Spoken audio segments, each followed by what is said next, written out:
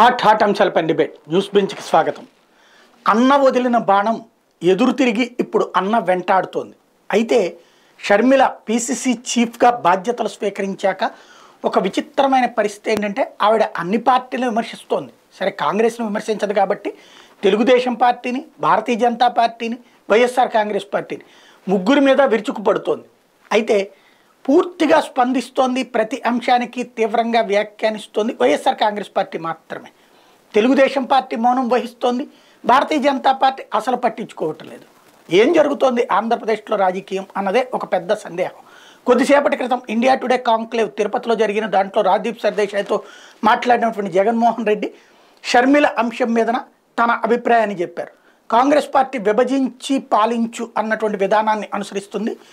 అందులో భాగంగానే ఒకనాడు మా బాబాయిని మా కుటుంబం మీద పోటీ పెట్టారు, ఇప్పుడు మా చెల్లిని పోటీ పెడుతున్నారు, వాళ్ళేమీ మారలేదు అన్నటువంటి వ్యాఖ్యలు చేసుకొచ్చారు. అదే సందర్భంలో షర్మిలకి కౌంటర్ ఇవ్వడానికి కొడాలి నాని లాంటి వారిని కాకుండా సజ్జల రామకృష్ణారెడ్డి, వైవి సుబ్బారెడ్డి, ధర్మాన కృష్ణదాసు, మిథున్ రెడ్డి ఇట్లాంటి వాళ్లతో సమాధానాలు చెప్పిస్తున్నారు. తద్వారా అటాకింగ్ నేచర్ కాకుండా వ్యూహాత్మకంగా వ్యవహరిస్తున్నారు. షర్మిల ఇప్పుడు ఎవరి చేతిలో అస్త్రం? తను కాంగ్రెస్ పార్టీ తరపున చేస్తుందా, లేదా వ్యూహాత్మక మౌనం పాటిస్తున్నటువంటి తెలుగుదేశం నడిపిస్తుందా, లేదా భారతీయ జనతా పార్టీ నోరు మీద పక్కపోవడానికి వెనకాల ఉన్న కారణం ఏంటి? ఈ అంశాలకు సంబంధించినటువంటి చర్చలో పాల్గొనేందుకు ప్రస్తుతం మనతో పాటు ఉన్నారు హనుమంత్ రెడ్డి, వైఎస్ఆర్ కాంగ్రెస్ పార్టీ రాష్ట్ర joint secretary, Amarja Baig AICC member మనతో పాటు లైవ్లో జాయిన్ అవుతున్నారు, కర్ణాటి ఆంజనేయ రెడ్డి భారతీయ జనతా పార్టీ సీనియర్ నాయకులు కూడా మనతో పాటు లైవ్లో జాయిన్ అవుతున్నారు, రాజశేఖర్ రాజకీయ విశ్లేషకులు కూడా మనతో పాటు లైవ్లో జాయిన్ అవుతున్నారు. రాజశేఖర్ గారు, దీన్ని ఎలా చూస్తారు? సాయి గారు, మీకు అలాగే ప్యానల్లో ఉన్న పెద్దలకి, అలాగే సాయి మన ఛానల్ వీక్షిస్తున్న ప్రేక్షకులకి ముందుగా అందరికీ నమస్కారం.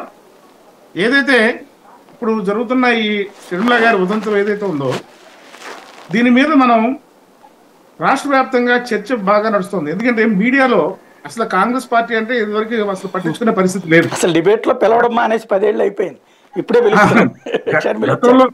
మన జరిగిన స్థానిక ఏదైతే 2019 ఎన్నికల తర్వాత జరిగిన స్థానిక సంస్థల ఎన్నికల్లో కూడా ఆ పార్టీ అసెంబ్లీ అభ్యర్థులు కాదండి, కనీసం పంచాయతీ మున్సిపాలిటీ ఎన్నికల్లో వార్డు మెంబర్లు పోటీ చేయడానికి కూడా అభ్యర్థులు కరువైన పరిస్థితి. అలాంటిది గిడుగు రుతురాజు గారు కనుక ఆయన పిసిసి ప్రెసిడెంట్ అయిన తర్వాత కూడా ఆయన కనీసం ప్లేస్ లేదు, మీడియాలో ఎక్కడ కూడా స్పేస్ ఇచ్చిన సందర్భం లేదు. ఏదైతే షర్మిల గారు కనుక కాంగ్రెస్ పార్టీకి వచ్చిన దగ్గర నుంచి ఆవిడని హైప్ చేయడంలో మీడియా చాలా చాలా అత్యుత్సాహం చూపించడం, ఆవిడ ఒక రేంజ్ లో ఒక అసలు కాంగ్రెస్ పార్టీ అంటే షర్మిల గారు, షర్మిల అంటే కాంగ్రెస్ పార్టీ అన్న స్థాయికి తీసుకొచ్చేసారు. మీడియాలో హైప్ రావడానికి అదొక కారణమైంది. అలాగే మీడియాలో చర్చించి కూడా షర్మిల గారి అంశం ప్రతిరోజు ఒక అంశంగా వాడిని తీసుకోవడం జరుగుతూ ఉంది. కానీ ఇక్కడ జరిగింది ఏంటంటే, ఏదైతే రాష్ట్ర విభజన అంశం, ఏదైతే ఆంధ్రప్రదేశ్ విభజన జరిగిన తర్వాత విభజన ఆంధ్రప్రదేశ్ కావాల్సిన ఏదైతే మనకి ఆంధ్రప్రదేశ్కి ఇవ్వాల్సిన ఏది కూడా ఆ రోజున పార్లమెంట్ లో చర్చించే సందర్భంలో ఎక్కడా కూడా చట్ట రూపేణా గారు కాంగ్రెస్ పార్టీ చేయలేదు. కేవలం మన్మోహన్ సింగ్ గారి చేత మాట వరుసకి పార్లమెంట్ లో చెప్పించి తలుపులు మూసేసి బిల్లు ఓకే చేసేసి అడ్డగోలుగా రాష్ట్ర విభజన చేసిన కాంగ్రెస్ పార్టీ తదనంతరం జరిగిన పరిణామాలు ఈ 10 ఏళ్లలో విభజన ఆంధ్రప్రదేశ్ అయిన తర్వాత నవ్యాంధ్రప్రదేశ్ జరిగిన 10 ఏళ్లలో ఎక్కడ పార్లమెంట్ లో ఆంధ్రప్రదేశ్ గురించి చర్చించిన పార్లమెంటు సభ్యుడు లేడు, అక్కడ పోరాటం చేసిన కాంగ్రెస్ పార్టీ నాయకుడు లేడు. ఆలాసనంగా ఈ రోజున షర్మిల గారు పిసిసి అధ్యక్షురాలు అయిన దగ్గర నుంచి ఈ కాంగ్రెస్ పార్టీ అప్పుడే ఆవిడ ప్రమాణ స్వీకారాల్సిన రోజునే సీఎం అని అరవడం అసలు ఎంత దారుణమైన పరిస్థితులు అంటే, అసలు ఆవిడ నిన్నటి వరకు ఇప్పుడు ఒకటి సాయి గారు, ఈ రాష్ట్రంలో ట్రాన్స్ఫర్లు జరుగుతున్నాయి.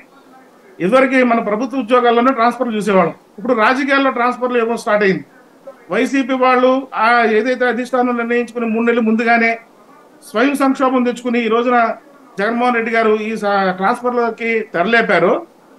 అలాగే తెలంగాణ నుంచి షర్మిల గారిని ఆంధ్రప్రదేశ్ ట్రాన్స్ఫర్ చేశారు.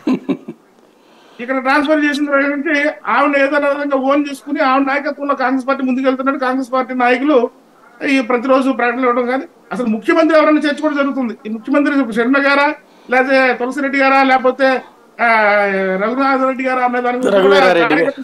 పరిస్థితికి వచ్చేసింది. కాబట్టి ఇదంతా ఒకైతే ఆల్రెడీ రాష్ట్ర ప్రజలు డిసైడ్ అయి ఉన్నారు. వైఎస్ఆర్సీపీ తిరిగి అధికారం చేపట్టాలా, లేకపోతే జనసేన తెలుగుదేశం కూటమి అధికారంలోకి రాబోతుందా అనే దాని మీద రాష్ట్ర ప్రజలు ఒక నిర్ణయానికి అయితే వచ్చేసారనేది నా అభిప్రాయం సాయి గారు.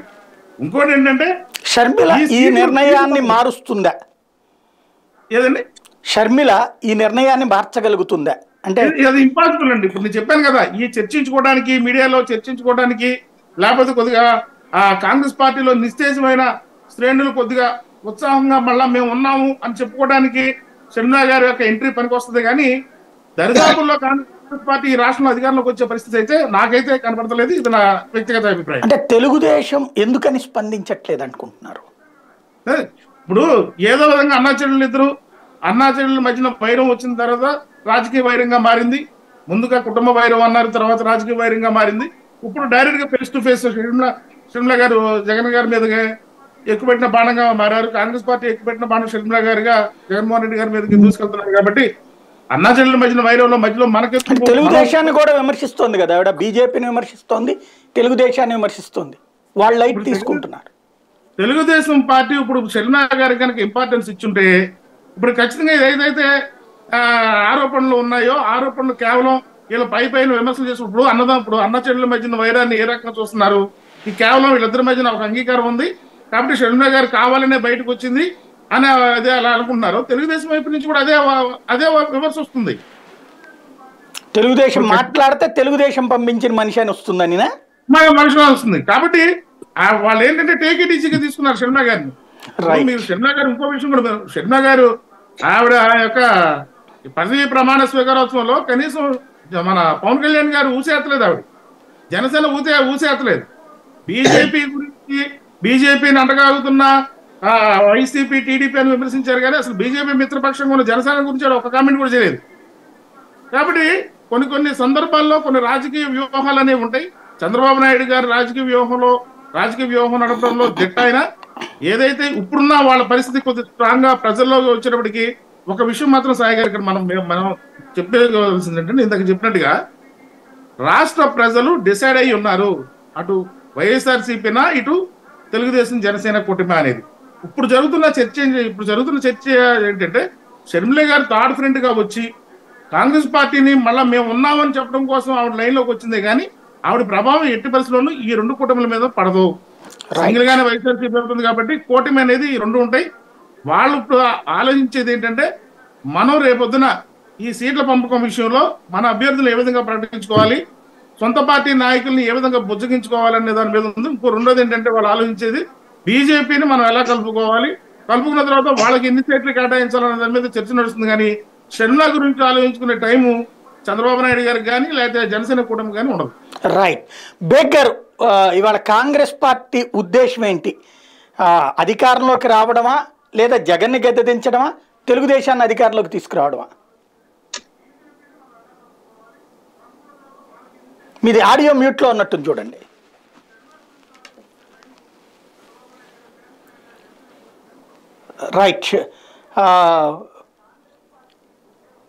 రైట్ ఆంజనేయ రెడ్డి గారు, భారతీయ జనతా పార్టీ ఏమనుకుంటోంది ఈ వ్యవహారాన్ని? ప్రత్యేకంగా వైఎస్ఆర్సీపీ తర్వాత మిమ్మల్ని భారీగా టార్గెట్ చేస్తుంది అనమాట. సాయి గారు, అందరికీ జై శ్రీరామ్. షర్మిలా గారు, నేను మొదటి నుంచి చెప్తున్నాను, ఆమె రాజకీయంగా చాలా గందరగోళంలో ఉండే. ఆమె తెలంగాణలో వెళ్ళి అక్కడ తెలంగాణ వైఎస్ఆర్సీపీ పార్టీ పెట్టుకున్నది. నేను తెలంగాణ బిడ్డని, తెలంగాణలో రాజ్యం తీసుకొస్తాను నేను అని అనేక సందర్భాల్లో ఆమె చెప్పుకుంది. నేను మొదట జగనన్న వదిలిన బాణాన్ని అన్నది ఇప్పుడు తర్వాత మళ్ళా జగనన్నకి వ్యతిరేకంగా ఎందుకు వ్యతిరేకమైందో మనకి ఇప్పుడు తెలియదు. కారణాలు ఏమిటి?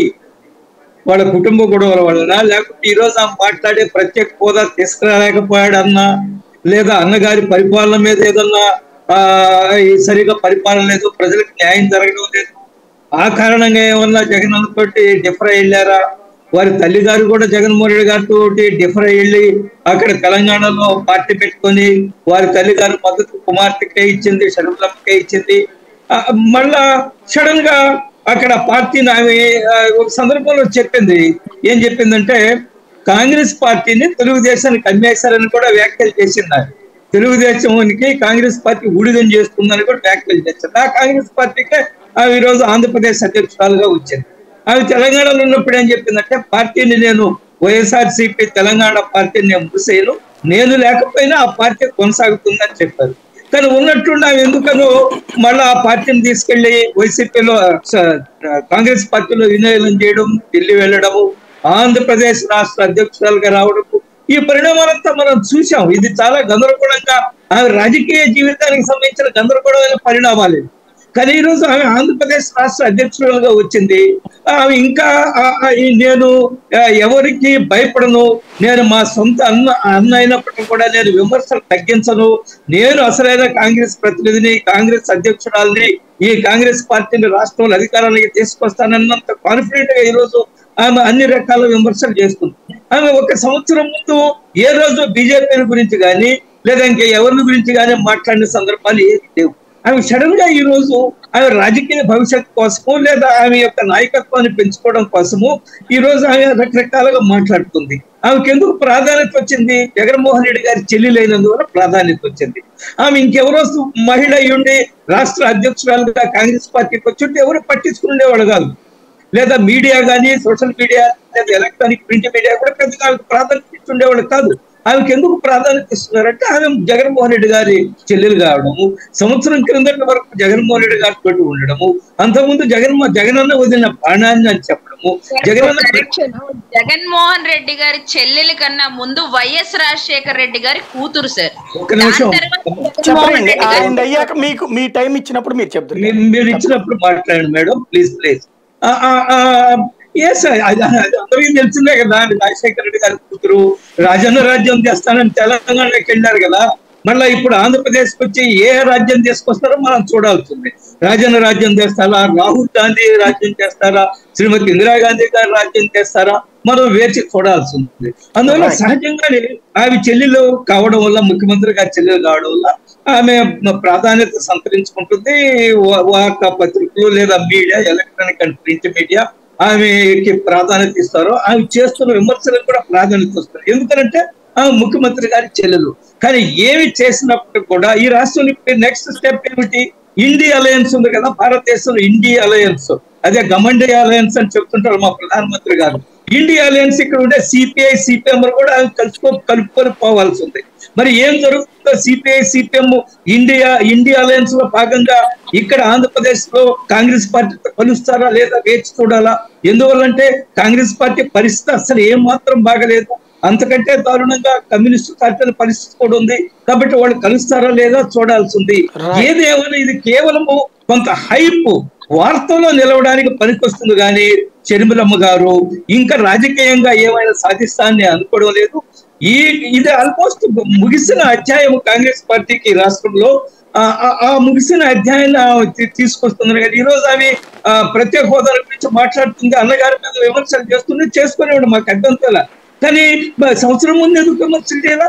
సంవత్సరం ముందు అన్నగారిని ఎందుకు అడగలేదు? నువ్వు ప్రత్యేక హోదా కోసం ఎందుకు పోరాటం చేయలేదా అని, ఎందుకు ఎంపీలు రాజీనామా చేయించడం లేదని, ఎందుకు ఆయన మాటల్లో, జగన్మోహన్ రెడ్డి గారి మాటల్లో మెడలో ఉంచి తెస్తానని ఆయన ఎందుకు ప్రశ్నించలేదు?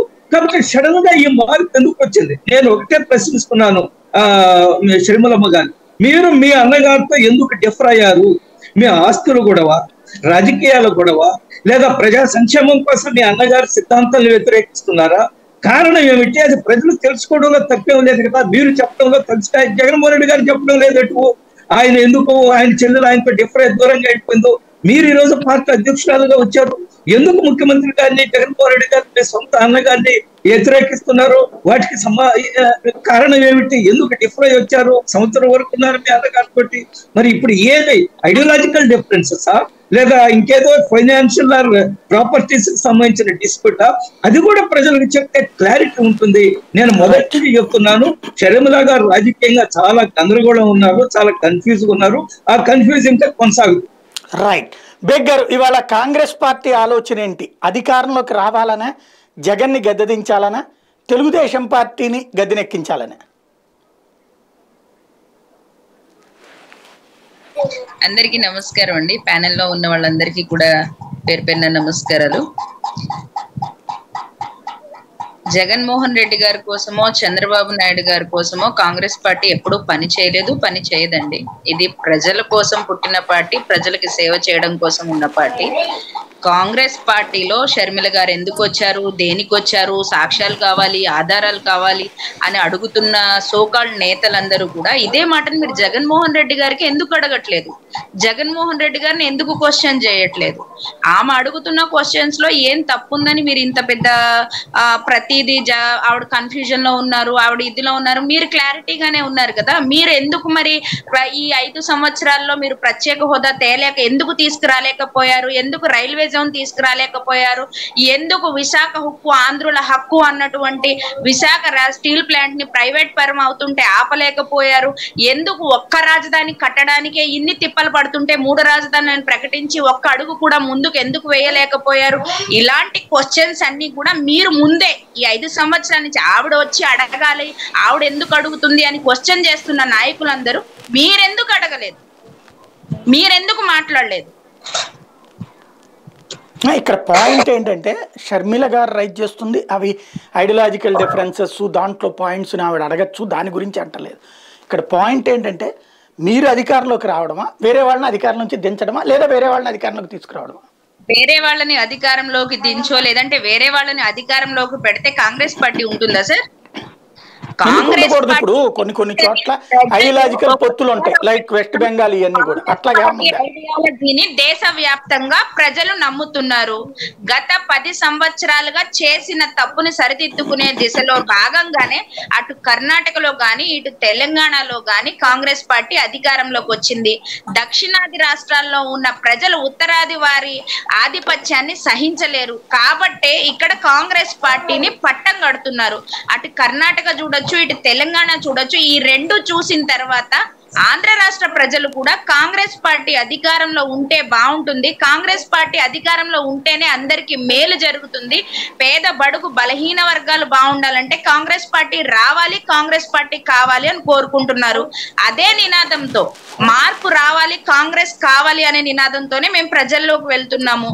అది గత 10 సంవత్సరాలుగా రఘువీరారెడ్డి గారు కావచ్చు, శైలజానాథ్ గారు కావచ్చు, రుద్రరాజ్ గారు కావచ్చు, ఇప్పుడు వచ్చిన షర్మిల గారు కావచ్చు, ఎవరైనా కూడా ప్రజల్లోనే మేము ఉన్నాము, ప్రజల కోసమే పోరాటాలు చేస్తున్నాము, మేము అధికారంలోకి రావడం కోసమే పనిచేసాము, పని చేస్తాము, అంతే తప్పించి ఎవరి కోసమో ఏదో పార్టీని గెలిపించడానికో ఎవరినో ఇది చేయడానికైతే మేము లేము. రైట్. హనుమంతరెడ్డి గారు ఏమంటారు?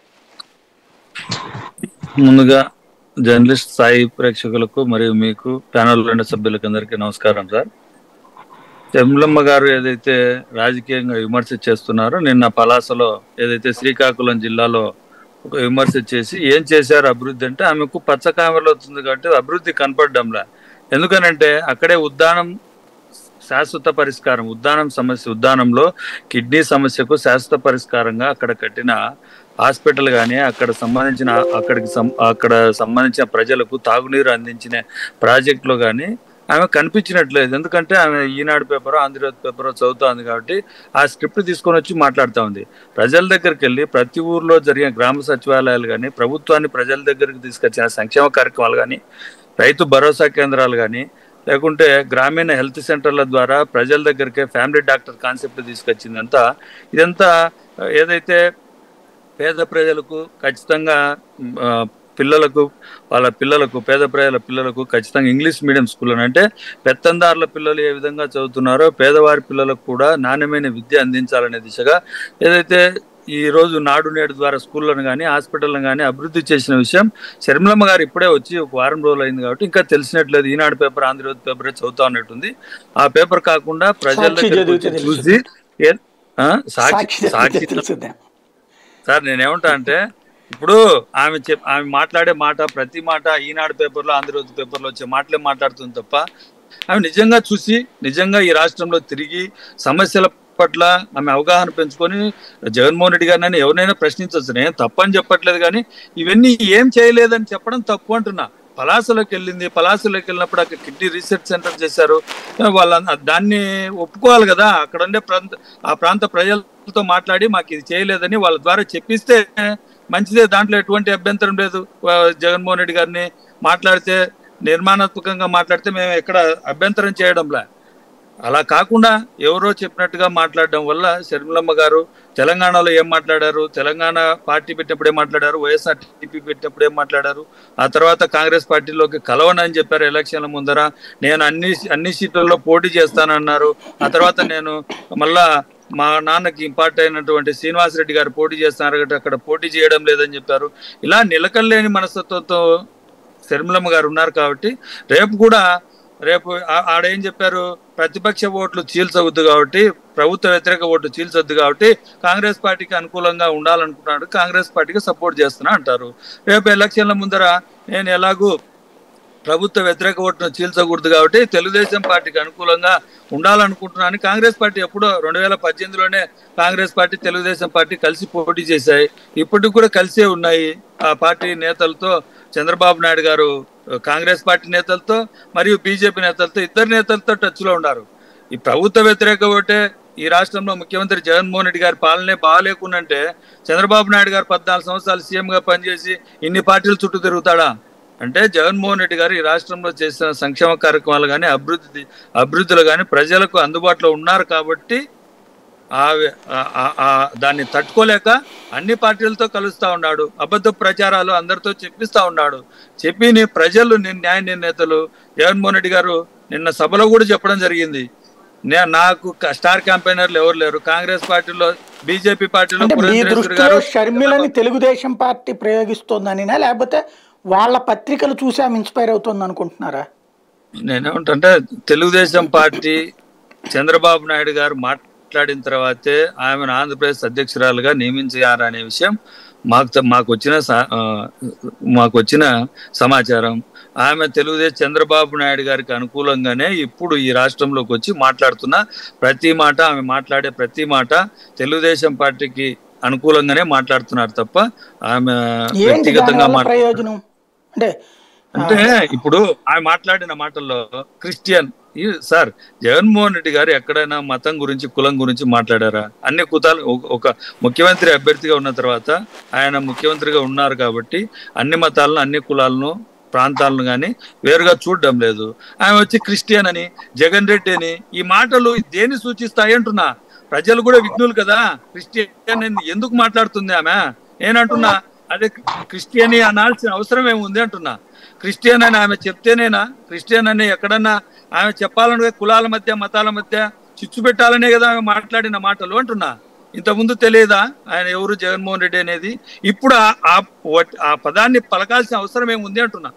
అంటే చంద్రబాబు నాయుడు గారికి అనుకూలంగా ఎస్సీ ఎస్టీలు బీసీలు అందరూ జగన్మోహన్ రెడ్డి గారి వెంట ఉన్నారు కాబట్టి వాళ్ళను షర్మిలమ్మ ద్వారా ఎస్సీలను లేకుంటే బీసీలను ఇంకొకరి ద్వారా లేకుంటే ఇలా మాటలు మాట్లాడిస్తున్న చంద్రబాబు నాయుడు గారి మాయల పకీర్లో ఈమె ఒక పక్షి మాదిరిగా మిగిలిపోయిందనే విషయం మీ ద్వారా చెప్పదలుచుకున్నాను సార్. ఎందుకంటే ఒక్క నిమిషం మళ్ళీ ఆమెతో మాట్లాడి మీ దగ్గరికి వస్తాను.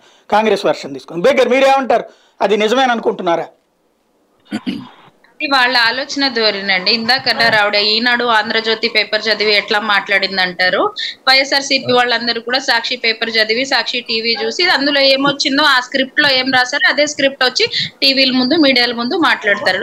ప్రజలు ఏమనుకుంటున్నారు, ప్రజలకి ఏం కావాలి అనేది మాట్లాడతారు. ఇప్పుడు మణిపూర్ లో జరిగిన సంఘటన మీద మీరు స్పందించి ఉంటే ఆవిడ క్రిస్టియానిటీ విషయం అనేది ఆవిడ ఎత్తుకోరు కదా. మీరు ఆమెది మాట్లాడాక మీరు మాట్లాడితే బాగుంటుంది. ఆమెది మాట్లాడి సార్ ఏ ఇష్యూ అయినా ఈ రోజు మాట్లాడుతున్న ఏ ఇష్యూ అయినా కూడా జరిగింది వాస్తవం కాబట్టి ఆవిడ మాట్లాడుతున్నారు. మీరేమంటారు? ఇందాక జగన్మోహన్ రెడ్డి గారు ఒక స్టేట్మెంట్ ఇచ్చారు, కాంగ్రెస్ పార్టీ కుటుంబాల మధ్యలో చిచ్చు పెడుతుంది అని. రాహుల్ గాంధీ సోనియా గాంధీ ఆంధ్ర రాష్ట్రానికి వచ్చి షర్మిలమ్మ నువ్వు జగన్మోహన్ రెడ్డి ఇద్దరు సెపరేట్ అవ్వండి మా పార్టీలోకి రమ్మని ఏమన్నా ఆహ్వానించారా అండి? మాట్లాడితే కొద్దో గొప్ప అసలు ఇన్ని మాట్లాడుతున్న వైఎస్ఆర్సీపీ పార్టీ ఆ వైఎస్ఆర్ కాంగ్రెస్ కాంగ్రెస్ అనే పదం లేకుండా ప్రజల్లోకి వెళ్ళగలిగే ధైర్యం మీకుందా అండి? కాంగ్రెస్ అనే పదం లేకుండా, కాంగ్రెస్ పార్టీ అనే పేరు లేకుండా మీరు వెళ్ళగలిగే ధైర్యం ఉందా అండి? అవేమి చేయకుండా ఉట్టిగానే ఏమంటే మీరు చెప్పినట్టుగానే మేము చెప్తున్నాము. మీరేమో పచ్చ మీడియా అంటారు, వాళ్ళేమో బ్లూ మీడియా అంటారు. మాది కాంగ్రెస్ పార్టీది జనానికి సంబంధించిన మీడియా, మాది ప్రజల మీడియా. ప్రజల నుంచి ఏమైతే వచ్చాయో, ప్రజలు ఏం కోరుకుంటున్నారో దాన్ని అందివ్వడం కోసం, దానికోసం కష్టపడుతున్నామే తప్పించి, దానికోసం పోరాటం చేస్తున్నామే తప్పించి, దానికోసం మాట్లాడుతున్నామే తప్పించి, మాకు మీరు అన్నట్టు టీడీపీకో, జనసేనకో, లేదంటే బీజేపీకో మీ ఇష్టం. ఈ 5 సంవత్సరాలుగా ఇందాక జగన్మోహన్ రెడ్డి గారు స్టేట్మెంట్ ఇచ్చారు, రాష్ట్ర ప్రయోజనాల కోసమే మేము సన్నిహితంగా ఉంటున్నామని. ఎన్ని ప్రయోజనాలు వచ్చినాయి? మీరు సన్నిహితంగా ఉండడం వల్ల, కేంద్ర ప్రభుత్వంతో మీరు సన్నిహితంగా ఉండడం వల్ల ప్రత్యేక హోదా వచ్చిందా? కేంద్రంతో మీరు సన్నిహితంగా ఉండడం వల్ల పోలవరం ప్రాజెక్టు పూర్తి అయిపోయిందా? మీరు కేంద్రంతో సన్నిహితంగా ఉండడం వల్ల విశాఖ రైల్వే జోన్ అనౌన్స్ అయిపోయిందా? విశాఖ ఉక్కు దాని గురించి ప్రైవేట్ పరం కాకుండా ఆగిపోయిందా? మీరు ఇందాక చెప్తున్నారు ఉద్దానం కట్టాము, ఇంకొకటి చేసాము. చెయ్యడానికే సార్ పదవి ఇచ్చింది ప్రజలు. మీరు మంచి చెయ్యాలనే, మీరు మంచి చేస్తారనే ఆశించి మీకు పదవినిచ్చింది. పదవినిచ్చిన తర్వాత మేము చెయ్యాలనే. ఒక చిన్న డౌట్, 2004 ఎన్నికలలో మేనిఫెస్టోలో తెలంగాణ విడిపోవాలి అన్నటువంటిది కాంగ్రెస్ పార్టీ నిర్ణయం. 2004 ఎన్నికల మేనిఫెస్టోలో 2014 దాకా మీరే 10 ఏళ్ళు అధికారంలో ఉన్నారు. మీరు చెప్పినవన్నీ ఆ 10 ఏళ్లలో పూర్తి చేసి రాజధానితో సహా ఇవ్వాల్సిన బాధ్యత మీద అవన్నీ చివరిలో ఫీజిబుల్ అని ఒకటి పెట్టేసేసి అది ఇప్పుడోళ్ళు తేవట్లేదు, ఇప్పుడోళ్ళు అది చెయ్యట్లేదు అని చెప్పడం కరెక్ట్ అవుతుందా? ఎవరైనా ఆస్తి ఇచ్చి పంపిస్తారా? రోడ్డు మీద పడేసేసి మీరు వెళ్ళి చేసుకోండి అని చెప్తారా? సాయి గారు, మీరు కూడా ఒక జర్నలిస్ట్ గా ఉన్నారు, మేము కూడా రాజకీయాల్లో ఉన్నాము. ఇప్పుడు మోడీ గారు చిన్న పిల్లాడు కాదు, చంటి పిల్లాడు కాదు, పాలు తాగట్లేదు. చంద్రబాబు నాయుడు గారు కూడా 10 కాదు 14 సంవత్సరాలుగా ముఖ్యమంత్రిగా పనిచేశారు. వీళ్ళందరూ కూడా నిజంగానే బైఫర్కేషన్ లో పెట్టినటువంటివి ఈ చట్టాలేమి తెలియకుండానే వచ్చి తిరుమల తిరుపతి ఒక్కసారి మీరు గుర్తుకు తెచ్చుకుంటే ప్రతి ఎంపీ కూడా మీకు గుర్తుందో లేదో గానీ ఒక్క మాట వినండి. ఆ రోజున ప్రతి ఎంపీ కూడా రాజ్యాంగ సవరణ చెయ్యకపోతే హోదా రాదని 2 రోజుల పాటు సభను స్తంభింపజేశారు అరుణ్ జైట్లీ, వెంకయ్యనాయుడు. ప్లస్ మీ ఎంపీలే చెప్పారు ఇదంతా మోసం అని చెప్పేసి. కానీ మరి దానికి వల్లనే కదా ఆగుతుంది. మరి ఆ రోజున కాంగ్రెస్ పార్టీ 2 రోజుల పాటు సభాపి 2/3 మెజార్టీతో మనం చేద్దామన్నా కూడా చెయ్యింది. ఇవాళ హోదా అన్నది ఇవ్వలేదు, ఈ పాయింట్ లేదు, మీరు వదిలేసి మీరు ఇవ్వాలనుకో ఇస్తామన్నది 10 ఏళ్ల పాటు మీరు చెయ్యని ఆ 10 ఏళ్లలో మీరు చివరికి ఫీజిబిలిటీ అని పెట్టిన వాటిని మళ్ళీ మేము వచ్చిన తర్వాతనే చేద్దామని ఆపారా? సార్ సాయి గారు, మీరేం మాట్లాడుతున్నారంటే బైఫర్కేషన్ యాక్ట్ అనేది లేదన్నట్టు, ఇదంతా ఏదో బూటకం అన్నట్టు మాట్లాడుతున్నారు. మరి అలా అయితే ఎలా జగన్మోహన్ రెడ్డి గారు ఎంపీలందరూ రాజీనామా మీరు జగన్ అడగండి, అందులో తప్పేం లేదు. నేను అంటున్న పాయింట్ కాంగ్రెస్ పార్టీ ప్రజలకు సమాధానం చెప్పక్కర్లేదా అని అడుగుతున్నా నేను. కాంగ్రెస్ పార్టీ ఎప్పుడు సమాధానం చెప్తూనే ఉంది. 2004 నుంచి అధికారంలోకి వచ్చి 2014 దాకా అధికారంలో ఉండి రాష్ట్రాన్ని విడదీయాలనుకున్నప్పుడు 10 సంవత్సరాల్లోపు ఇదిగో ఇది ఆంధ్రాకి ఇస్తామని ఇచ్చేది ఇవ్వాలా రాష్ట్ర విభజన? లేకపోతే ఒకేసారి ఇదిగో హైదరాబాద్ మేము ఇచ్చేస్తున్నాం వీళ్ళకి, మీరు మీ దోవను మీరు వెళ్ళి ఎత్తుక్కోండి అని చెప్పి ఇవ్వాలనా? 10 సంవత్సరాలు ఉమ్మడి రాజధానిగా ఉన్నటువంటి హైదరాబాద్ ని వదిలివచ్చింది ఎవరండి? విభజించి ఇవ్వాలి కదా రాజధాని. ఇప్పుడు ఉత్తరప్రదేశ్ లో ఉత్తరాఖండ్ గాని లేకపోతే జార్ఖండ్ గాని వాటికి వేరే రాజధాని పేరు అనౌన్స్ చేసి ఇచ్చారే. ఎవరికి వాళ్ళు సెపరేట్ అయిపోయి బ్లూ మీడియా అని కొంతమంది, పచ్చ మీడియా అని నేను అడిగేది అదేనండి. అదంతా మీరు మాట్లాడదు కానీ నేను అడిగిన పాయింట్ ఒక్క మాట అండి. దేశంలో గతంలో ఉన్నటువంటి రాష్ట్రాల్లో విడదీసేటప్పుడు ఇదిగో ఇది మీ రాజధాని అని చెప్పించారు, దానికి కావాల్సిన బడ్జెట్ చెప్పించారు. ఆంధ్రప్రదేశ్కి అట్లా లేకుండా ఎందుకు ఇచ్చారు? ఆంధ్రప్రదేశ్ రాష్ట్రానికి ఏం కావాలో అప్పుడు సెంట్రల్ మినిస్టర్లుగా ఉన్న ఆంధ్ర రాష్ట్రానికి చెందినటువంటి ఎంపీలు కానీ మినిస్టర్లు కానీ వాళ్ళు చెప్పడం జరిగింది. ప్రత్యేక హోదా కావాలి, ప్రత్యేక ప్యాకేజ్ కావాలి, అట్లానే విశాఖ రైల్వే జోన్ కావాలి, అలాగనే పారిశ్రామిక కారిడార్ కావాలి, ఐఐఎం లాంటి సంస్థలు కావాలి. ఇవన్నీ ప్రత్యేక హోదాలో ఉన్న సంబంధించినటువంటి అంశాలు కాబట్టి ఈ రోజున రాష్ట్రంలో ప్రత్యేక హోదా బిల్లులో లేదు కదా, ఇంప్లిమెంట్ చేసింది కాంగ్రెస్ పార్టీ. ప్రత్యేక హోదా బిల్లులో లేదు కదా, ఇప్పుడున్నటువంటి పాలకులు ప్రత్యేక హోదా బిల్లులో లేదు కదా. ఎవరన్నారు సార్? బిల్లులో లేకుండానే 15 సంవత్సరాలు ముఖ్యమంత్రిగా చేసినటువంటి నరేంద్ర మోడీ గారు తిరుపతికి వచ్చి ప్రామిస్ చేశారు. ఏమని? బిల్లులో ఉందని కాదు, పార్లమెంట్ లో మాట్లాడారు కాబట్టి దాన్ని మళ్ళీ మేము వచ్చిన తర్వాత ఇస్తామని చెప్పేసి. అదే సార్, అంటే బిల్లులో లేదని కదా. అక్కడ బిల్లులో ఉంటే ఇవాళ జాతీయ సంస్థలు బిల్లులో ఉన్నాయి కాబట్టి ఒక్క మాట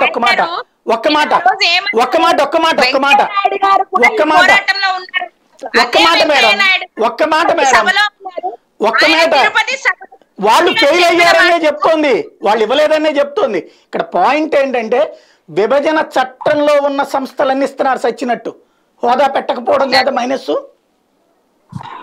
హోదా పెట్టాం సార్, హోదా పెట్టలేదు విభజన చట్టంలో, మీరు మర్చిపోయారేమో, ఒకసారి చెక్ చేసుకోండి. హోదా పెట్టబట్టే నరేంద్ర మోడీ గారు పెట్టలేదు. ఓసారి మీ లిస్ట్ చూసుకోండి.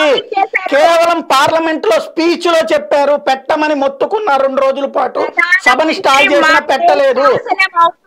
పార్లమెంట్ లో ఒక ప్రధానమంత్రి హోదాలో ఒక వ్యక్తి నా చిన్నప్పటి నుంచి మహిళా రిజర్వేషన్ బిల్లు చెప్తున్నారండి మీరు, ఎప్పుడు అమలైంది? నా చిన్నప్పటి నుంచి పార్లమెంట్ లో మహిళా రిజర్వేషన్ బిల్లు సోనియా గాంధీ నుంచి మన్మోహన్ సింగ్ దాకా అందరూ చెప్పారు. ఏమైనా వచ్చిందా?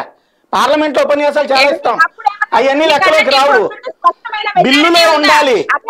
అబద్ధం చాలా స్పీడ్ గా చెప్పగలుగుతారు. మరి అదే కదా మహిళా రిజర్వేషన్ బిల్ అబద్ధం మీరేనా చెప్పింది?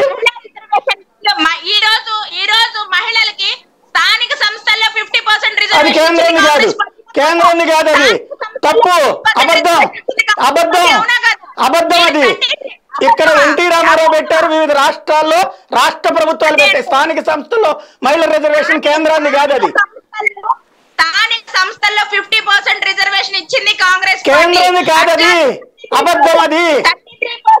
అది కేంద్రాన్ని కాదు, అది అబద్ధము. అది కేంద్రాన్ని కాదు, అబద్ధము. కాంగ్రెస్ పార్టీ ఆ రోజు బిల్లు ప్రవేశపెట్టలేకపోయింది. దాని గురించి ఇప్పుడు పెట్టినా ప్రజలకు తెలుసు విషయం ఏంటో. ఆంధ్రప్రదేశ్ లో మహిళలకి రిజర్వేషన్ అన్నటువంటిది స్థానిక సంస్థలో తెచ్చింది ఎన్టీ రామారావు అండి, కాంగ్రెస్ కాదు. ఆంధ్రప్రదేశ్ కాదండి, దేశవ్యాప్తంగా ఏ రాష్ట్రానికి అది స్థానిక సంస్థలో రిజర్వేషన్ అనేది కేంద్రానికి సంబంధం లేదండి, రాష్ట్రాల వారి చట్టం, అది జాతీయ స్థాయి చట్టం కాదు. అది అదేనండి 50% రిజర్వేషన్ ఇచ్చింది కాంగ్రెస్ ఇవ్వలేదు, కాంగ్రెస్ ఇవ్వలేదు. అది చాలా రాష్ట్రాల్లో ఇప్పటికీ లేదు, కాంగ్రెస్ పాలిత రాష్ట్రాల్లో కూడా. మీరు ఒకసారి చెక్ చేసుకోండి. నేను చెక్ చేసుకునే చెప్తున్నా, స్థానిక సంస్థలు అనేది రాష్ట్ర ప్రభుత్వాల చట్టాలండి, కాంగ్రెస్ చట్టం కాదు, అది రాష్ట్ర ప్రభుత్వాల చట్టం. రైట్. మీరు ఎలా అంటే ఇప్పుడు జరుగుతున్న 33% ఇప్పుడు ఇచ్చారండి రిజర్వేషన్. అదే కదా అనౌన్స్ చేసింది బిల్లు, రేపు చెప్పారు కదా 2026 తర్వాత అని. ఇప్పుడు ఇంప్లిమెంట్ అయిపోతుందా? మరి అవ్వాలి కదా, చట్టం చేశారు, అది మీరు చేయలే చట్టం. అదే చట్టం చేయడానికి సంపూర్ణమైన మెజారిటీ కాంగ్రెస్ పార్టీకి ఉంది. ఎందుకు లేదు? మీకు ఆ రోజున ఫుల్ మెజారిటీ ఉంది. విభజన చట్టం తెచ్చుకునే చట్టం ఉన్నప్పుడు, సంపూర్ణ మెజారిటీ ఉన్నప్పుడు ఇది రాదా? విభజన చట్టానికి బీజేపీ పార్టీ ఆ రోజు ఆమోదం తెలిపింది. ఆమోదం తెలిపింది కదా, తెలపలేదు. మీరు తెలిసి మహిళా రిజర్వేషన్ ఆమోదం తెలిపింది, మీరు బిల్లు తేలేదు. తెలియదు కానీ సాయి గారు ప్రజలందరూ చూస్తున్నారండి. నేనైతే తెలుసుకుని మాట్లాడతాను, ఎందుకంటే నేను ఫాలో అవుతున్నాను కాబట్టి. మరి మీకు తెలుసుకోకపోతే నేనేం చేయలేను. ఆంధ్రప్రదేశ్ లో ఎన్టీ రామారావు తెచ్చిన మహిళా రిజర్వేషన్ బిల్లుని మీరు కాంగ్రెస్ పార్టీ తెచ్చిందంటే మరి నేను కొత్తగా నేర్చుకోవాలి. ఎవరిని ఫాలో అవుతూ మమ్మల్ని ఫాలో అవ్వమంటున్నారు, అందరికీ తెలిసిన విషయం. అక్కడ ఎన్టీ రామారావు తెచ్చిన చట్టాన్ని మీరు తెచ్చారని చెప్తే ఇంకెవరు చెప్పాలా దానికి? అదే రైట్. కానీ ఆంజనేయ రెడ్డి గారు ఏమంటారు?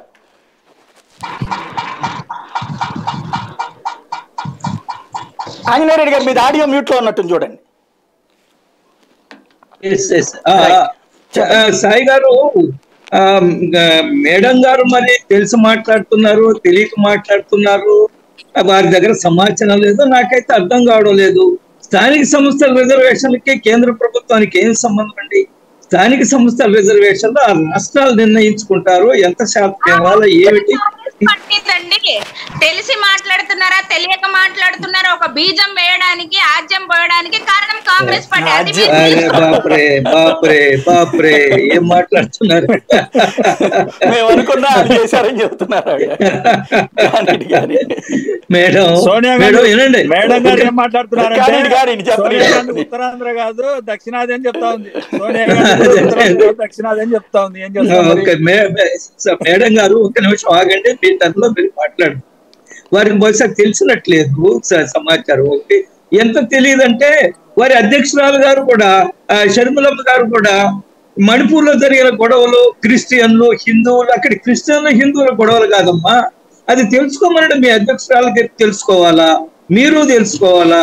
స్థానిక సంస్థల ఎన్నికల్లో రాష్ట్రాల యొక్క హక్కు, అదే రాష్ట్రాల రిజర్వేషన్ ఇచ్చుకుంటాయి, కేంద్రానికి ఏం సంబంధం లేదు. మణిపూర్లో జరిగినటువంటి కాండ, అది క్రిస్టియన్ కానివ్వండి, ముస్లిం కానివ్వండి, హిందూ కానివ్వండి, కొంతమంది మహిళలు ఉన్నారు దాంట్లో, చాలా మంది మహిళలు ఉన్నారు. మీరు ఆపండమ్మా, మీరు మాట్లాడినప్పుడు నేను వింటూ ఉన్నాను. Civilised debate madam. Madam madam madam మీరు ఆపండి. మీరు మాట్లాడుతున్నప్పుడు మేము మాట్లాడలేదు కదా, please don't interfere. Let us have a civilized debate. నేనేమంటున్నా అంటే, అక్కడ కొన్ని తెగల మధ్య గొడవలు మణిపూర్ లో దురదృష్టకరమైన సంఘటనలు జరిగాయి. అందులో కూడా అవసరం వచ్చిన చర్యలన్నీ కూడా తీసుకోవాలా. కొన్ని మణిపూర్ లో జరిగిన పరిస్థితులు కూడా మనం చూసాం. అది క్రిస్టియన్లు హిందువులు ముస్లింలు గొడవలు కాదమ్మా, అక్కడ స్థానికంగా ఉండే సమస్యల మీద వచ్చి అది మీ అధ్యక్షురాలు తెలుసుకుంటే మంచిది. మీరు కూడా తెలుసుకోవాలమ్మా. మీరు నేనేమి అన్ని ఒకరికి తెలియాలని రూలేం కాదు, మీరు కూడా అర్థం చేసుకోండి. స్థానిక సంస్థల్లో అన్ని రిజర్వేషన్లు కూడా రాష్ట్ర ప్రభుత్వాలు ఇచ్చుకుంటాయి. మహిళా రిజర్వేషన్ బిల్ అన్నారు, ఎప్పుడు తీసుకురాలా? ఈరోజు నరేంద్ర మోడీ గారు తీసుకొచ్చారు. 29 నుంచి 2029 నుంచి అది ఇంప్లిమెంట్ అవుతుంది, చట్టం అయిపోయింది, ఎవరు ఆపలేరు కూడా. దానికి అందరూ కూడా మద్దతు ఇచ్చారు పార్లమెంట్ లో, including Congress party. Congress party వ్యతిరేకించే పరిస్థితులు ఎందుకంటే మహిళలతో వ్యతిరేకత వస్తుందని 29 నుంచి అది ఇంప్లిమెంట్ అవుతుంది. నేనేమంటున్నా అంటే, ఈ రోజు దేశంలో ఉండే పరిస్థితులు మనం తెలుసుకోవాలా, రాష్ట్రంలో పరిస్థితులు తెలుసుకోవాలా. షర్మిలమ్మ గారు తెలుసుకొని మాట్లాడితే మంచిది. వచ్చింది కాబట్టి వెంటనే అందరి మీద విమర్శలు చేయడము, వారి అన్నగారి మీద విమర్శలు చేస్తారు, అది వాళ్ళ కుటుంబానికి సంబంధించిన సమస్యలు నాకేం లేదు.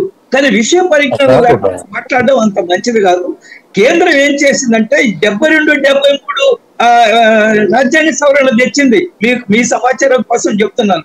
ఏ సవరణ అంటే అది నిధులు నేరుగా పంచాయతీలకు ఇచ్చేదానికి ఆ సవరణ తీసుకొచ్చారు, అది కేంద్రం చేసింది.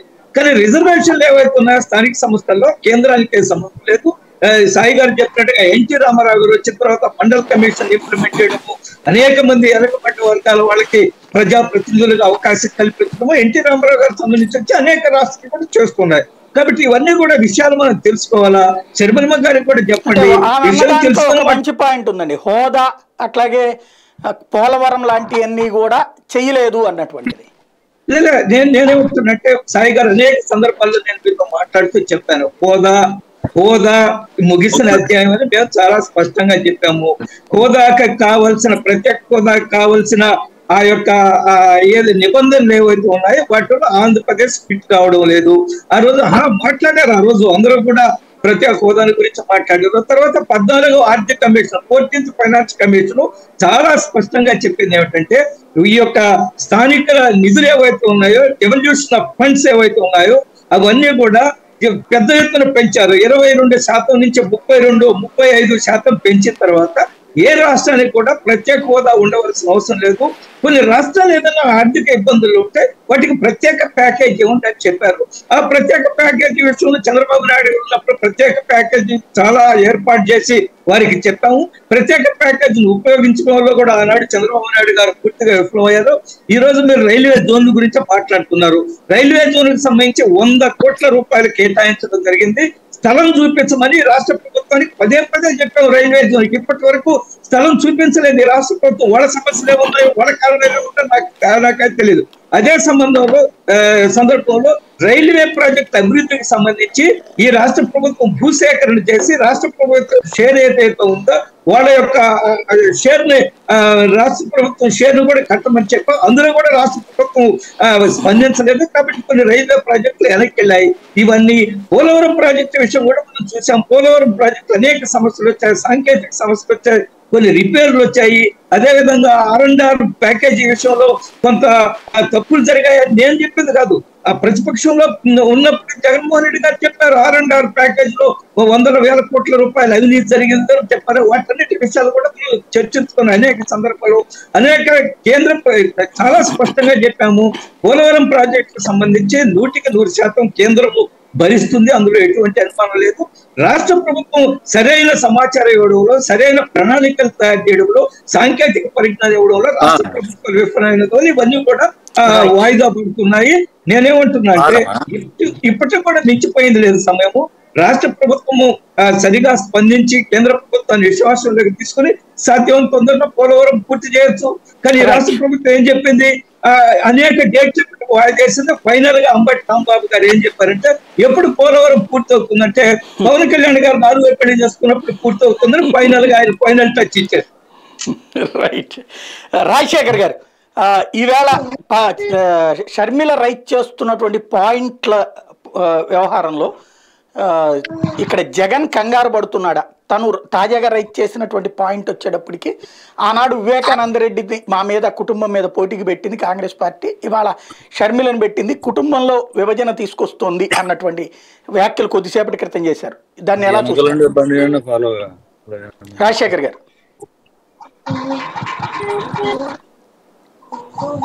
రాజశేఖర్ గారు, మీది ఆడియో మ్యూట్ లో ఉన్నట్టుంది చూడండి.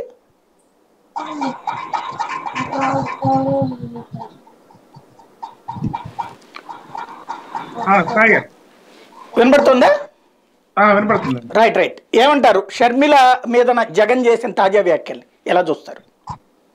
ఏదైతే జగన్మోహన్ రెడ్డి గారు షర్మిల గారు రాజకీయ అరంగేటం కాంగ్రెస్ పార్టీలో పిసిసి అధ్యక్షురాలుగా ఈ రాష్ట్రానికి వచ్చిన తర్వాత ఆవిడిచ్చిన స్టేట్మెంట్ల మీద ముందుగా ఒక పార్టీ అధ్యక్షుడిగా, రాష్ట్ర ముఖ్యమంత్రిగానో లేకపోతే తోడపుట్టిన వాడిగానో ముందుగా స్పందించిన జగన్మోహన్ రెడ్డి గారు. అంటే మొదటి రోజు ఆయన ఏదైతే మాట్లాడిన మాటలు ఏంటంటే, చంద్రబాబు నాయుడు అభిమాన సంఘం వాళ్ళు కొంతమంది వచ్చి చేరుతున్నారు, ఏదైతే రాష్ట్రాన్ని విభజించిన పార్టీలో చేరి చంద్రబాబు నాయుడుకి అనుకూలంగా మాట్లాడుతున్నారని ఇండైరెక్ట్ గా మాట్లాడారు. ఈ రోజు జరిగిన ఇంతకుముందు జరిగిన సమావేశంలో చెల్లిని పెళ్లి చేస్తున్నారు, అంతకుముందు బాబాయిని ఇచ్చేసారు, ఇప్పుడు చెల్లిని ఇచ్చేస్తున్నారని డైరెక్ట్ గా షర్మిల గారిని ఉద్దేశించి మాట్లాడటం జరిగింది. అంటే కాంగ్రెస్ ని టార్గెట్ చేశారు, షర్మిల ఏమనకుండా కాంగ్రెస్ ని టార్గెట్ చేశారు.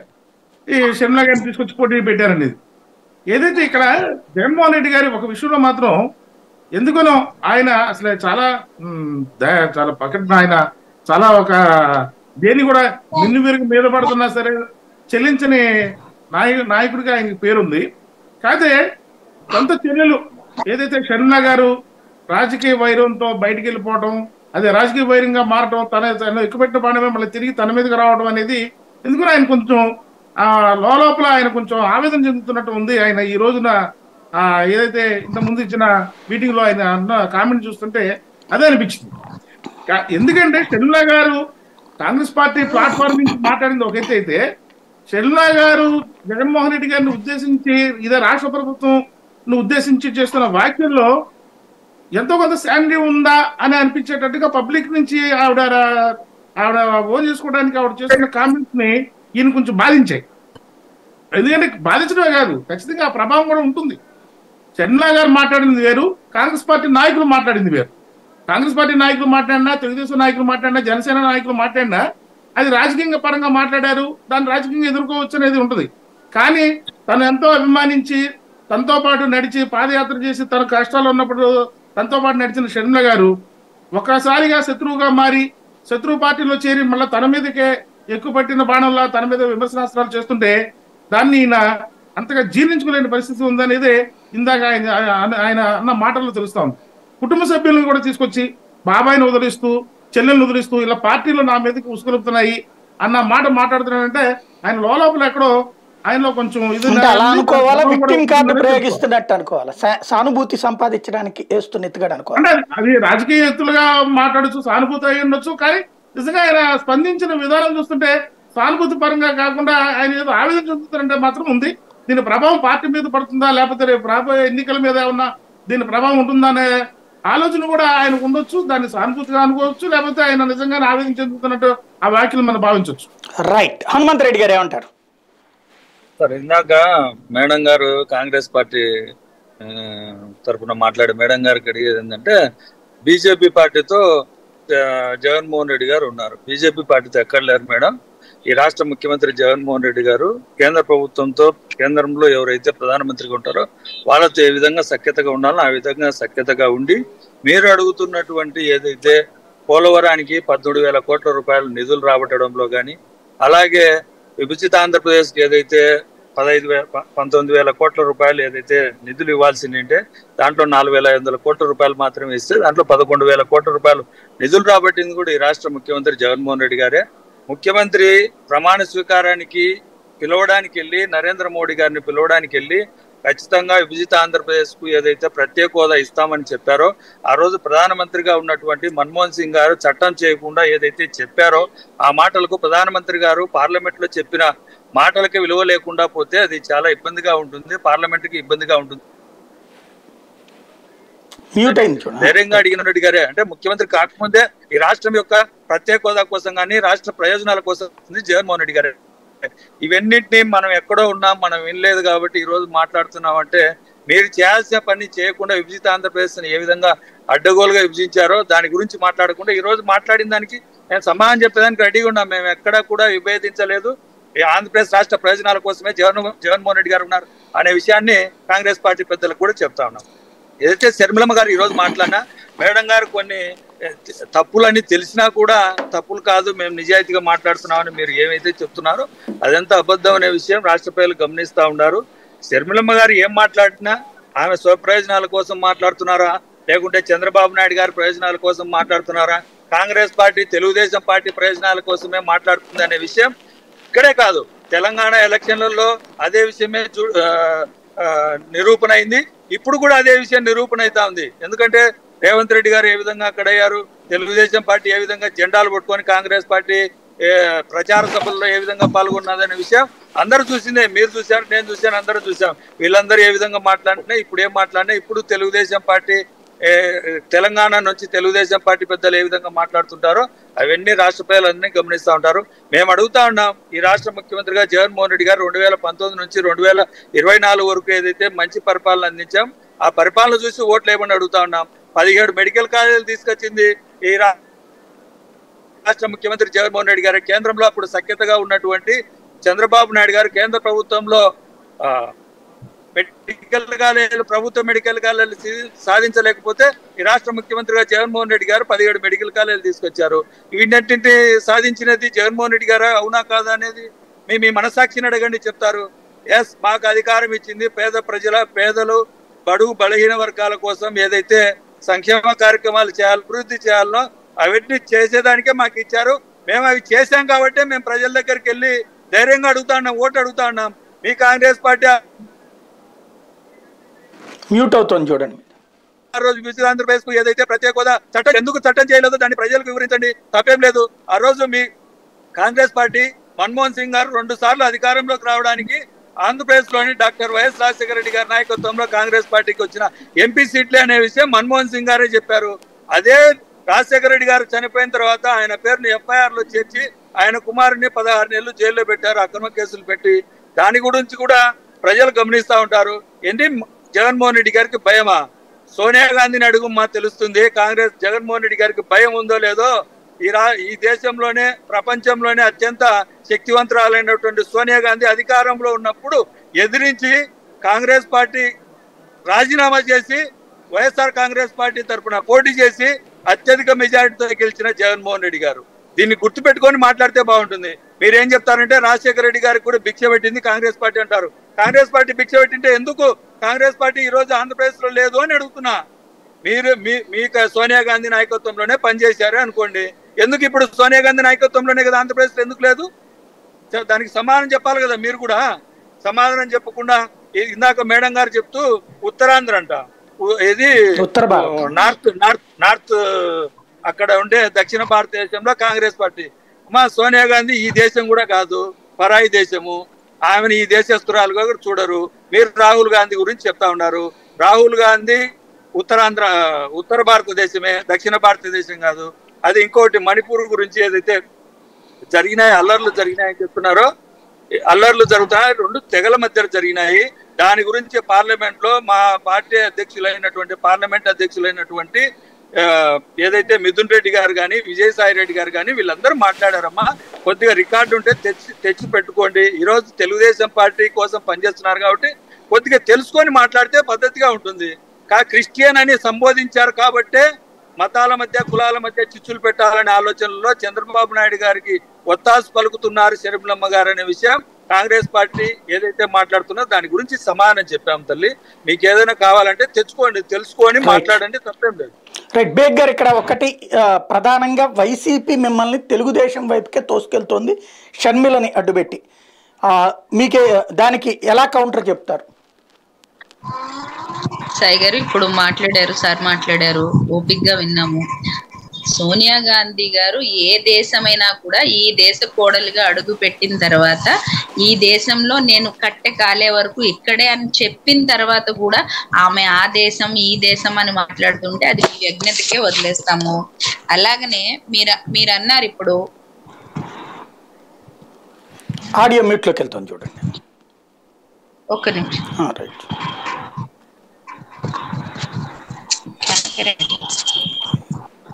రైట్ చెప్పండి.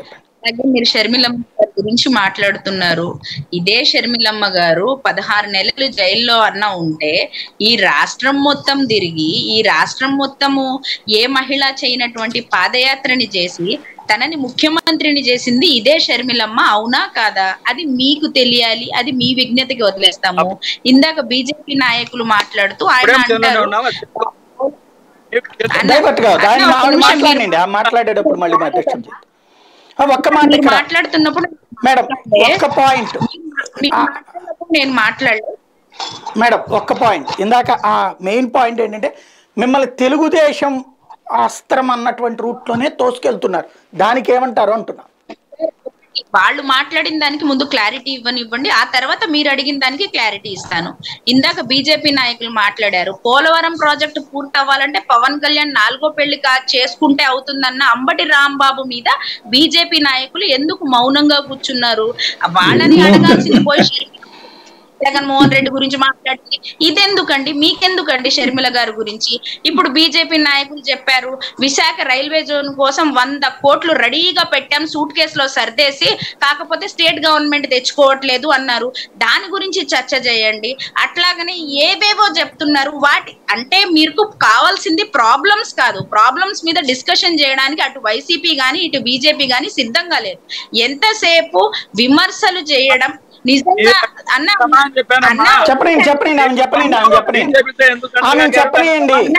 ఆమె చెప్పనియండి, అయ్యాక మాట్లాడుదురు కానీ చెప్పనియండి ఆమె.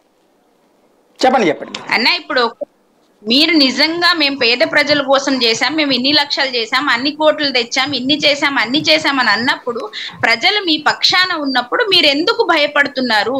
మీరెందుకు అంతలా ఓవర్ రియాక్ట్ అవుతున్నారు? ఎందుకు అంత కంగారు పడాల్సిన అవసరం ఏమొచ్చింది? నిజంగా కుటుంబాల మధ్య చిచ్చు పెట్టి రాజకీయం చేయాల్సిన అవసరమే ఉంది అంటే అసలు ఆ కుటుంబ కలహాలు ఎందుకు వచ్చినాయి? ఒక అన్న కోసం, అన్నని ముఖ్యమంత్రి చేయడం కోసం పాదయాత్ర చేసినటువంటి షర్మిలమ్మ ఈ రోజు కాంగ్రెస్ పార్టీలో చేరాల్సిన అవసరం ఎందుకు వచ్చింది? అది వైఎస్ఆర్ కాంగ్రెస్ పార్టీ ఆత్మ విమర్శ చేసుకోవాలి. బాబాయిని గొడ్డలతో నరికి చంపిన వాళ్ళని ఇన్ని సంవత్సరాల్లో సిబిఐ కేసు పెట్టినా మీరు ఎందుకు వెతికి పట్టుకోలేకపోయారు? ఎందుకు అంత అచేతనంగా అంత నిస్సహాయ స్థితిలో ఉండిపోవాల్సి వచ్చింది? దానికి మీరు సమాధానం వెతుక్కోవాలి. ఇవన్నీ మీ ప్రాబ్లమ్స్ అన్నా మా ప్రాబ్లమ్స్ కాదు, ప్రజల ప్రాబ్లమ్స్ కాదు. ఇవి మీకు లోపల ఏమున్నాయో మీరు చూసుకోవాల్సిన విషయాలు. సాయి గారు మీరు అడిగారు టీడీపీ మీదే అస్త్రం వస్తుంది, టీడీపీ మీదే అస్త్రం వస్తుంది అని. కాంగ్రెస్ పార్టీ ముందు చెప్పాము, ఇప్పుడు చెప్తున్నాము. కాంగ్రెస్ పార్టీ ప్రజల కోసం పనిచేస్తుంది, ప్రజల సంక్షేమం కోసం పనిచేస్తుంది, ఆంధ్ర రాష్ట్ర అభివృద్ధి కోసం పనిచేస్తుంది. కాంగ్రెస్ పార్టీ కేవలం ఒక్కటే ఉంటది. రైట్. హనుమంత్ రెడ్డి గారు. మేడం గారు ఏదో షర్మిలమ్మ గారు ఏదో ముఖ్యమంత్రిగా జగన్మోహన్ రెడ్డి గారిని చేసుకున్నది పాదయాత్ర చేసినప్పుడు 2012లో పాదయాత్ర చేసింది, 13కు ముందర పాదయాత్ర చేసింది. అప్పుడు జైల్లో ఉన్నప్పుడు మంచిది, దాంట్లో ఎటువంటి అభ్యంతరం లేదు. మేము ఎక్కడా షర్మిలమ్మ గారి గురించి ఏం తప్పుగా ఎక్కడ మాట్లాడలేదు. ఆమె ఏదైతే సంధించిన ప్రతి సమస్యకు మీరు ఇందాక అడిగారు ప్రత్యేక హోదా గురించి ఏం చేశారు, లేకుంటే నిధులు ఏం తెచ్చారు, బీజేపీ పార్టీతో ఏ నిధులు తెచ్చారనే విషయం ప్రతిదానికి నేను చెప్పాను. మీ పక్కన కూర్చున్న ఆయన ఇప్పుడే మాట్లాడారన్నా, ఇప్పుడే చెప్పారన్నా పోలవరం ప్రాజెక్ట్ పూర్తి కావాలంటే పవన్ కళ్యాణ్ 4 రాంబాబు అని చెప్పారండి. ఏం మాట్లాడుతున్నారమ్మా, మాట్లాడుతున్నారు మీరు? ఆయన అన్నమక్క విన్నారు మీరు చెప్పారు. చెప్పండి. ఇందాక మీరు ఏమన్నారు, మీరు మాట్లాడేటప్పుడు నేను మాట్లాడలేదన్నారు. మీరు ఎలా మాట్లాడుతున్నారు ఇప్పుడు? కంప్లీట్ కొద్దిగా ఓపిక పట్టండి. మీరు కంక్లూడ్ చేయండి హనుమంత్ రెడ్డి గారు. కదా రెడ్డి గారు కంక్లూడ్ చేయండి. షర్మిలమ్మ గారు అడిగినా లేకపోతే విపక్షంలో ఉండే బీజేపీ పార్టీ ఏ పార్టీలు అడిగినా అన్ని పార్టీలకు సంబంధించిన ప్రతి ప్రశ్నకు వైఎస్ఆర్ కాంగ్రెస్ పార్టీ సమాధానం చెప్తుంది. మేమేదో బెంబేలు పడిపోతున్నామనో లేకుంటే మాట్లాడుతున్నాం. అమ్మా, మీరు అడిగిన ప్రతి ప్రశ్నకు సమాధానం చెప్తే దానికి బెంబేలు పడిపోవాల్సిన అవసరం కాదమ్మా. మీరు ప్రజలను మభ్యపెట్టడానికి వచ్చారనే విషయం ప్రజలకు తెలియాలి కాబట్టి ఆ విషయం గురించి చెప్తున్నాము. మీరేదైతే కులాల మధ్య మతాల మధ్య చిచ్చులు పెట్టాలనుకుంటున్నారో అవన్నీ ఆంధ్రప్రదేశ్ సాగవనే విషయం మీ ద్వారా తెలియజేయాలనుకుంటున్నాం తల్లి. మీరు మాట్లాడిన షర్మిలమ్మ మాట్లాడిన మీరు విన్నారో లేదో, క్రిస్టియన్ అన్నప్పుడు లేకుంటే ఇక్కడ జరిగిన అల్లర్ల గురించి మాట్లాడినప్పుడు దానికి ఖచ్చితంగా మేము సమానం చెప్పాలి కాబట్టి చెప్తాం. మీకు అది నచ్చకపోతే లేకుంటే షర్మిలమ్మ గారు తెలంగాణలో పార్టీ పెట్టినప్పుడు ఎందుకు మాట్లాడలేదో ఆమెను కూడా అడగండి. ఆమె తెలంగాణలో వైఎస్ఆర్టీపీ పార్టీ పెట్టినప్పుడు కాంగ్రెస్ పార్టీ గురించి ఎన్ని మాటలు అన్నది, కాంగ్రెస్ పార్టీ దోషి అన్నది, లేకుంటే దొంగల కూర అన్నది, లేకుంటే తెలుగుదేశం పార్టీ కోసమే కాంగ్రెస్ పార్టీ పనిచేస్తుందని చెప్పింది. తెలుగుదేశం పార్టీకి హోల్సేల్ గా కాంగ్రెస్ పార్టీని హోల్సేల్ గా అమ్మేసిందని ఏదైతే షర్మిలమ్మ గారు మాట్లాడారు. మేము మాట్లాడలేదు ఆ విషయం. షర్మిలమ్మ గారే రేవంత్ రెడ్డి ఏం మాట్లాడారో చంద్రబాబు నాయుడు అదే షర్మిలమ్మ గారు కాంగ్రెస్ పార్టీ నాయకులు సోనియా గాంధీ గారిని రాహుల్ గాంధీ గారిని కలిసిన తర్వాత ఆమె బయటకు వచ్చి స్టేట్మెంట్ ఇచ్చింది. నాయన పేరు ఎఫ్ఐఆర్ లో పెట్టింది, వీళ్ళకి సంబంధం లేదు, మా కుటుంబంలో మేము మాకు అప్పులైన అంతవరకు అని చెప్పారు. మళ్ళీ ఇప్పుడు మీరు దాన్ని తీసుకొచ్చి అదే షర్మిలమ్మ గారు అదే నోటితో చెప్పింది కదన్నా. అడిగారు కదా కాంగ్రెస్ పార్టీలో రెడ్డి గారు నిజాయితీ పరుడయ్యారా? ఉత్తమ్మ గారు కాంగ్రెస్ పార్టీలో చేరతానే పునీతం అయిపోయింది. కోట్ల దోచుకుంటున్న ఈ రాష్ట్రానికి ముఖ్యమంత్రి అయినప్పుడు ఓటుకు నేట కేసులో ఇంకా నిరూపించబడని దాని గురించి మీరు ఎట్లన్నా మాట్లాడతారు? ఈడీ కేసుల్లో అటాచ్మెంట్ అయినాయి అన్నా, మీ ఆస్తులు అటాచ్మెంట్ అయి జప్తు జరిగినాయి అన్నా, మీరు ఎట్లన్నా చెప్తారు అలాంటి మాటలు? మీరు ఎలా అన్నా చెప్తారు? రేవంత్ రెడ్డి గారి గురించి తర్వాత మాట్లాడుకుందాం, ముందు మన రాష్ట్రం గురించి మాట్లాడదామన్నా. జగన్మ గారు మాట్లాడిన ప్రతి మాటకు సమానం చెప్పాలి కదా తల్లి. మీరు ఈ రోజు మాట్లాడిన ఆంధ్రప్రదేశ్ గురించి మాట్లాడిన ప్రతి మాటకు సమానం చెప్తున్నాం. జగన్మ గారు క్రాస్ టాక్ తో మిస్ అవుతుంది, క్రాస్ టాక్ తో అర్థం కాదు పబ్లిక్. కంక్లూడ్ గా తెలంగాణలో వైఎస్ఆర్ తెలంగాణ పార్టీ పెట్టి కాంగ్రెస్ పార్టీని అన్ని మాటలు అన్నది. కాంగ్రెస్ పార్టీలో చేరిన తర్వాత ఓటుకు నోటు కేసులో దొంగ అయినటువంటి ఏదైతే రేవంత్ రెడ్డి పార్టీలో చేరతానే కాంగ్రెస్ పార్టీలో చేరతానే పునీతులు అయిపోయారా అని అడుగుతున్నా. దానికి నీ దగ్గర సమాధానం ఉంటే చెప్పు. టాపిక్ డైవర్ట్ అయిపోతున్నాం. థ్యాంక్ యూ వెరీ మచ్ అండి హనుమంత్ రెడ్డి గారు, బేగ్ గారు, ఆంజనేయ రెడ్డి గారు, రాజశేఖర్ గారు. ఇది పరిస్థితి. ఓవరాల్ గా అయితే షర్మిల ఆంధ్రప్రదేశ్ లో రోజువారీ జరుపుతున్నటువంటి ఉపన్యాసాలు ఇప్పుడు జగన్ నోటి నుంచి వచ్చినాయి. జగన్ అయితే తన కుటుంబాన్ని చేల్చడానికి కాంగ్రెస్ పార్టీ కుట్ర పన్నుతోందని ఆరోపిస్తున్నటువంటి వేళ కాంగ్రెస్ వాదన ఇది. అదే సందర్భంలో భారతీయ జనతా పార్టీ తెలుగుదేశంలకు సంబంధించినటువంటి వాదన అలాగే చర్చ చూస్తున్నాం. ఏం జరుగుతుందో పబ్లిక్ ఎలా అర్థం చేసుకుంటారో చూద్దాం.